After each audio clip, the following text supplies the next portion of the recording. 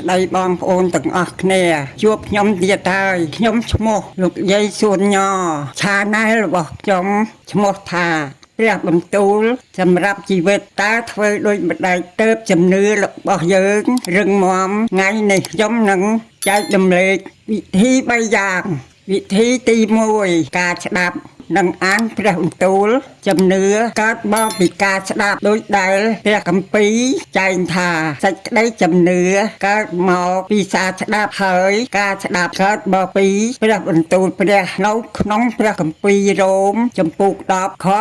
17យើងត្រូវចំណាយពេលអានព្រះគម្ពីរជារៀងរាល់ថ្ងៃវិធី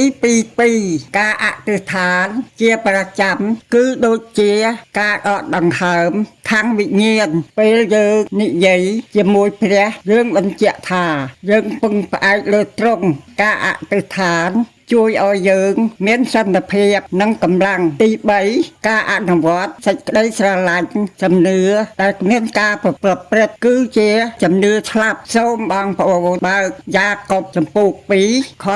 17ត្រូវបង្ហាញជំនឿរបស់យើងតាមរយៈការស្រឡាញ់អ្នកជិតខាងនិងការបម្រើអ្នកដទៃធ្វើឲ្យជំនឿយើងកាន់តែរឹងមាំខ្ញុំសូមលើកទឹកចិត្តបងប្អូនទាំងអស់គ្នាឲ្យចាប់ផ្ដើមអនុវត្តវិធី3យ៉ាងនេះ1ការអានព្រះបន្ទូល2ការអធិដ្ឋាន3សេចក្តីស្រឡាញ់ដើម្បីឲ្យជីវិតជំនឿយើងរឹងមាំរាល់ថ្ងៃកុំភ្លេចជួយចុច Subscribe Channel របស់យាយផងកុំឲ្យរំលងមេរៀនរបស់យាយសម្រាប់លើកទឹកចិត្តថ្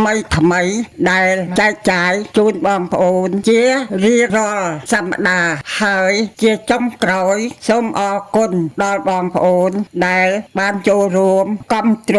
ការងារព្រះបន្ទូលរបស់ខ្ញុំបើបងប្អូនមានចិត្តចង់ឧបត្ថម្ភដល់ការចំណាយលើការងារនេះសូមមេត្តាផ្ញើជំនួយតាមលេខកុង ABA ដែលបានបង្ហាញនៅលើអេក្រង់នេះព្រះទានពរដល់បងប្អូនទាំងអស់គ្នា